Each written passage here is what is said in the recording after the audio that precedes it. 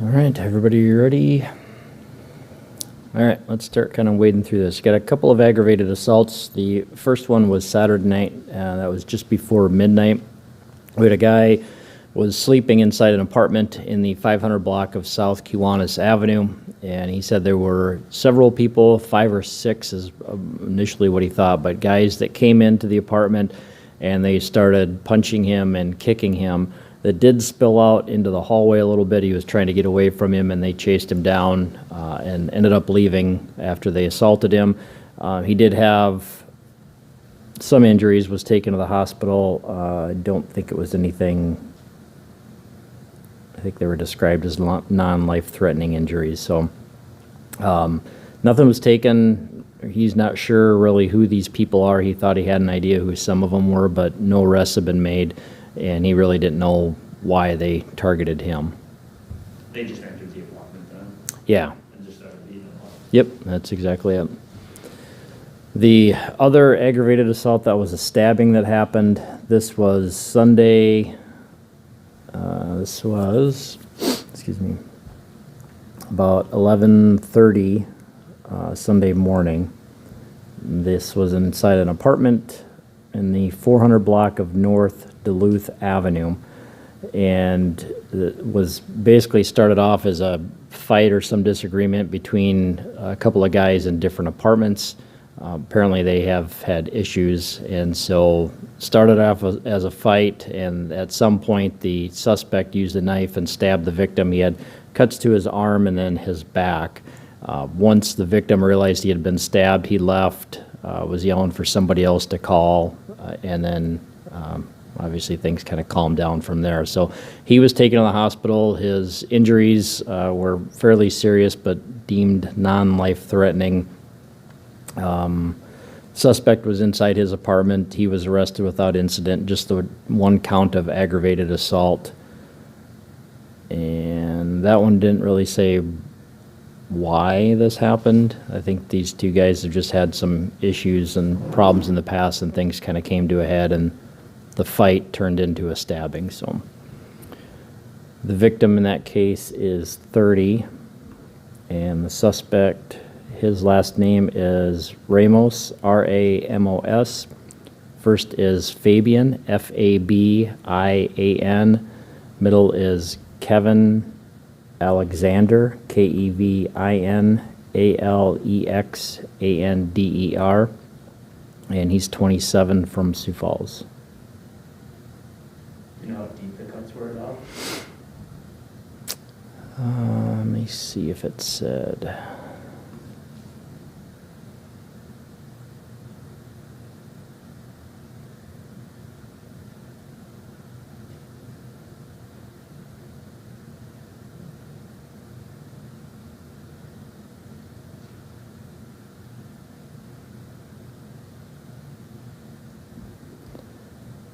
That one, I can't remember where I read that at.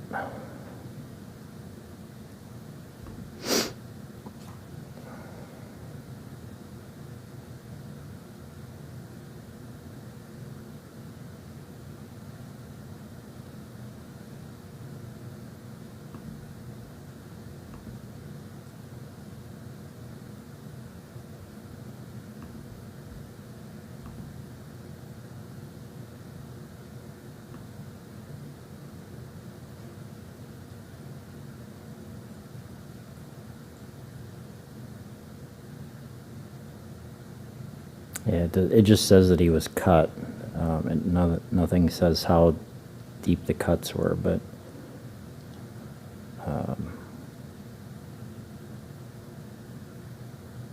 yeah, it's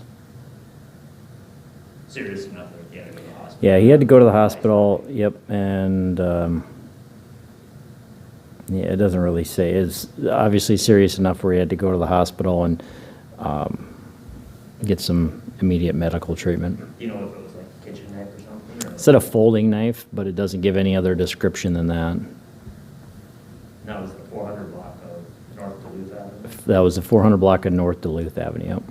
11:30 that Sunday? Sunday morning, yep. The last aggravated assault was a domestic strangulation case The arson that was this morning, I'm sorry, Sunday morning, and no, yeah. Oh, I got these all mixed up. Sunday morning. That was about 4 a.m. That was a car fire. The car was found, somebody had saw the car on fire. This was in the 1500 block of South Rock Creek Drive. The smoke was completely filled the interior of the car. When the fire got there, they broke out a window and then found that there was a person that was inside the car. He was taken to the hospital with serious injuries. No really reason what happened with the car, how the fire started, why he was inside of that. So we're still working on that, but he was the only person inside the car. What kind of car was that was on fire? Pontiac Grand Prix. And what time did that happen Sunday morning? That was Sunday morning, about 4 a.m. is when it was found. What's the location? That was the 1500 block of South Rock Creek Drive. And if just one person was found in the car? Yeah, just the one guy was inside the car. Was he unconscious or? I don't know.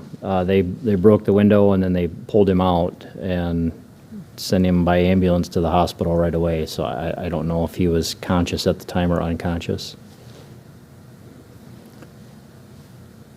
The assaults in the log, those are domestics. The burglaries, most of those are apartments that were entered. And then we did have one storage unit, but nothing big was taken.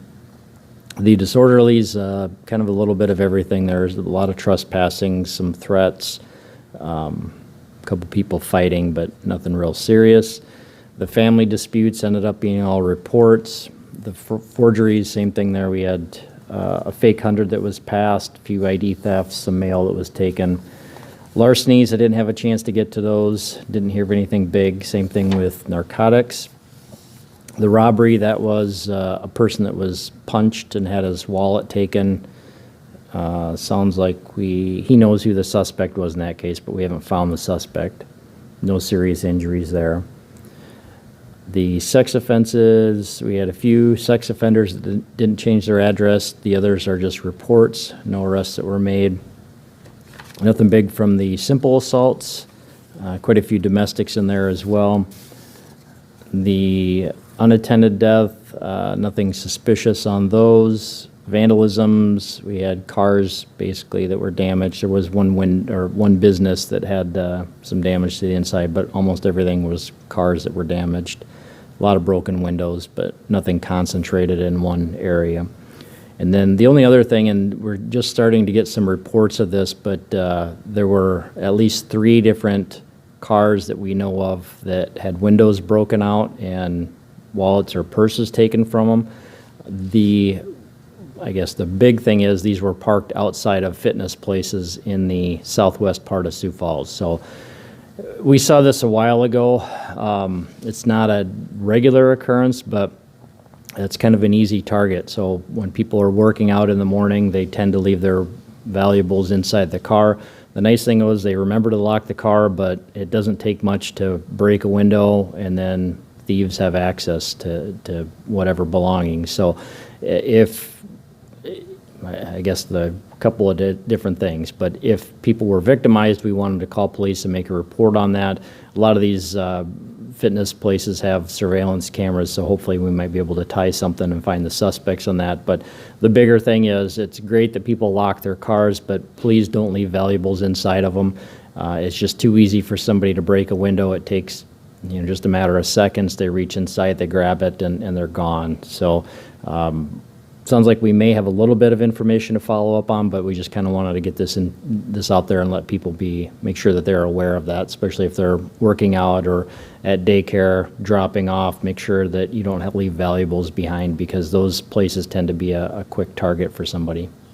What time were these incidents happening? I don't have, it was just early this morning, so I don't have the exact times on that or locations, but it was southwest Sioux Falls. Just different fitness? Yeah, it was, I think, a couple of different ones. And it all happened this morning? Just the one, yeah, just the reports that we had in were just this morning, so I don't even think they made it onto the log, to be honest, that soon.